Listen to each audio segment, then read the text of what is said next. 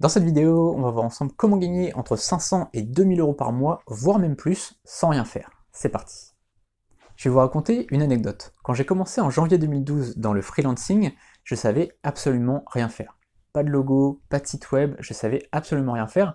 Le site de mon agence, vous imaginez un site d'agence, je l'avais fait sur iMonSite à l'époque, donc ça c'était en janvier, et puis en juin 2012, là j'ai commencé à vivre de l'affiliation, j'ai commencé à savoir créer un site WordPress, j'ai commencé à savoir plus de choses, mais il y avait encore beaucoup de choses que je ne savais pas faire. Par exemple la création de logos, je ne savais absolument pas faire. Et pourtant, j'en vendais, et à partir de 2013, j'ai commencé à gagner ma vie, donc à partir de mai 2013 je crois, j'ai commencé à gagner ma vie grâce au freelancing, donc je gagnais déjà ma vie grâce à l'affiliation, mais je faisais quelques petites ventes avec les prestations de services, et à partir de mai 2013, j'ai commencé à gagner ma vie via les prestations de services, et là, mon chiffre d'affaires a décollé finalement, alors que je ne savais rien faire finalement. Alors, je faisais des sites WordPress, je les faisais la plupart du temps moi-même, mais quand c'était une prestation de logo, eh bien, je sous-traitais. Et en fait, c'est ce qu'on appelle le drop servicing.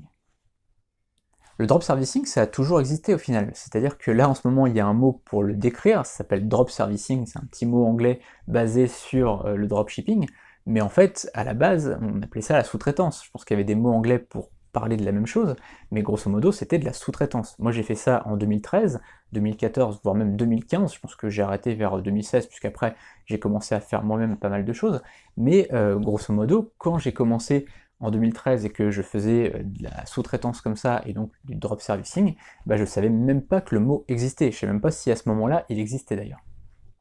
Mais alors comment ça marche? Eh bien c'est très simple. Dans un premier temps, vous allez mettre vos services en ligne sur soit votre propre site, soit une place de marché de services en ligne comme befreelancer.com.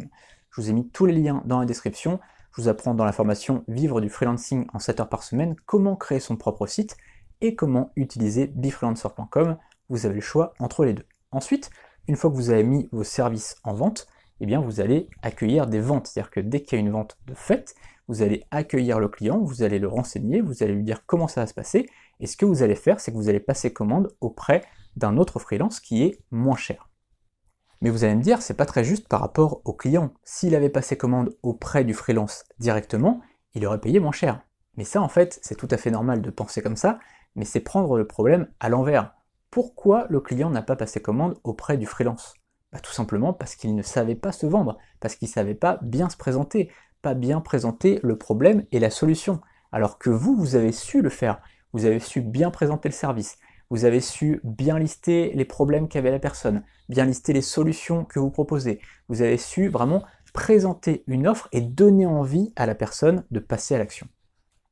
Et au final, tout le monde est content, puisque le client, il va résoudre son problème alors qu'il n'était pas convaincu jusqu'alors, il regardait un petit peu les offres de chacun, puis il n'était pas convaincu. Là au moins, vous l'avez convaincu de résoudre son problème. Et puis, du côté du freelance, eh bien, il a fait une vente qu'il n'aurait pas fait sinon, d'accord? Il a fait une vente au prix qu'il vend d'habitude. Donc, aucun problème, à la fois pour le client, à la fois pour le freelance, et évidemment, vous, tant mieux, vous avez fait une vente.